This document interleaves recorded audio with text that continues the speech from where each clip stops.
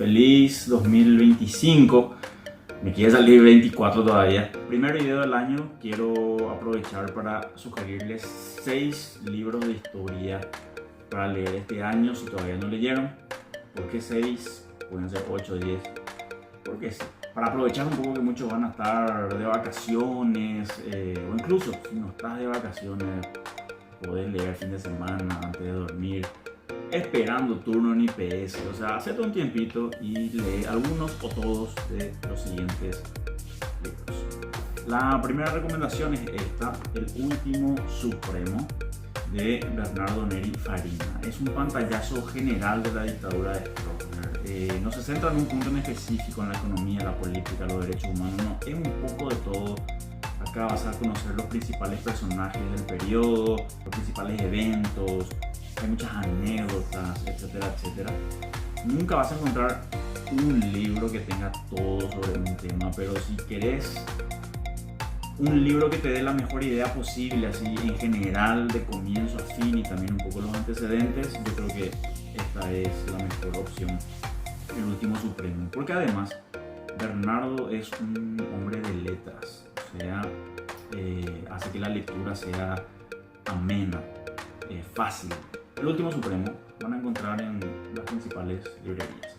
La siguiente recomendación, nos vamos a la guerra de la Triple Alianza. Este es un tema siempre popular de la historia paraguaya. Están muy maltratados en mis ejemplares porque ya son de los años 80. Son 4 tomos de las memorias del coronel Juan Crisóstomo Centurión. Tengo entendido que en el lector unificaron, son 4 volúmenes y sacaron una versión en uno solo. El título es bastante largo, es Memorias o reminiscencias históricas de la Guerra del Paraguay, popular y brevemente conocido como Memorias de Centurión, ¿verdad? ¿Quién fue el coronel Juan Crisóstomo Centurión?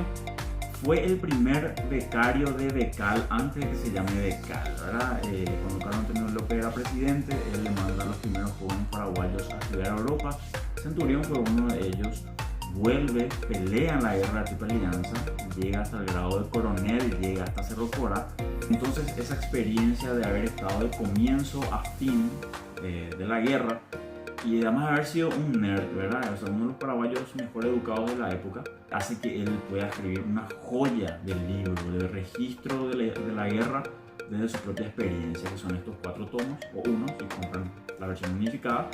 Muy interesante, muchas emociones, una montaña rusa.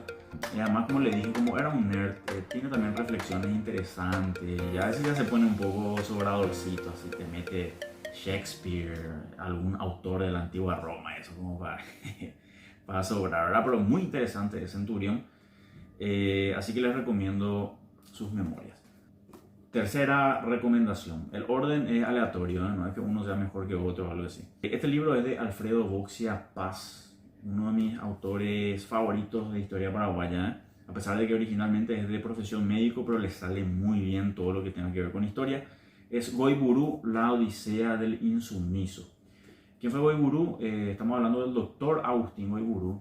Fue un adversario de Stroessner que le metió miedo al dictador. Vos lees este libro y de repente te va a parecer que no estás leyendo un libro de historia, esto parece una novela, parece que estás leyendo el guión de una película, pero no, esto es historia real, historia paraguaya, sucedió. Es impresionante. El doctor Goiburu se fue al exilio, lo secuestraron, le metieron preso en Asunción, se escapó a través de un túnel, le dejó una carta al gobierno y a los policías burlándose y criticándole al gobierno, hizo planes para ponerle bombas a Stroessner. O sea, increíble es la historia de este señor, muy recomendado, Goiburu, la Odisea del Insumiso. Siguiente recomendación, La conducción de la guerra del Chaco. Esto es de un estadounidense, David Zook, que hace es también un pantallazo de la guerra del Chaco. Como David Zook era un capitán del ejército de los Estados Unidos, y como escribe sobre la guerra, está muy centrado en la parte militar, pero a pesar de eso también agarra un poquito de otras cosas, habla un poquito de los recursos, la economía, la diplomacia, las negociaciones que se hicieron antes y después de la guerra. Muy interesante y es medio cortito el libro, ¿verdad? O sea, lo van a poder leer más o menos rápido, dependiendo de su ritmo, y le va a dejar una noción básica así de cómo fue la guerra del Chaco, los momentos, etcétera, etcétera. Así que la conducción de la guerra del Chaco, David Zook, recomendadísimo. Y por último, Sapiens. Yo tengo este en inglés, yo conseguí en inglés. Me fue a veces un poco más barato o más rápido conseguir algunos libros, ¿verdad? Pero van a encontrar también acá en librerías de Animales a Dioses en español, de Yuval Noah Harari. Harari escribe también muy bien y hace una historia para mí muy interesante por dos cosas. Primero, porque acá no habla de la historia de un país o de un periodo, no. Esta es la historia de la humanidad y más concretamente del Homo sapiens. Porque algo interesante que mucha gente no sabe, que acá van a ver, es que llegaron a coexistir llegaron a coexistir 5 especies humanas al mismo tiempo. Es muy famoso el caso de los neandertales, ¿verdad? Pero hubo otras más. Entonces hubo como 5 razas o especies humanas al mismo tiempo. Y hace todo ese paseo desde ese entonces hasta más o menos hoy. Pero la segunda razón por la cual es muy interesante este libro es porque es muy reflexivo y te lleva a reflexiones sobre el presente. Un poco las ventajas competitivas que tiene el humano ante otras especies. Porque el ser humano, siendo un animal medio pequeño, medio frágil, conquista el mundo, domina el mundo. Y algo muy interesante es que él habla de las ficciones. O sea, ficción es una palabra que él dice para cosas que no existen físicamente en el mundo, pero existen, todos nos ponemos de acuerdo en que existen en nuestra cabeza. Y eso nos permite colaborar de distintas maneras entre desconocidos, ¿verdad? O sea, somos más de 8.000 millones de seres humanos, la mayoría no nos conocemos, pero podemos colaborar sin conocernos a través de las ficciones. Que una ficción puede ser el Estado, puede ser el dinero, puede ser un montón de cosas, ¿verdad? Las empresas son ficciones. Entonces, usa la historia, pero te lleva también a reflexiones muy interesantes vinculadas con el presente. Es un bestseller. Realmente no creo que se arrepientan de leer Sapiens.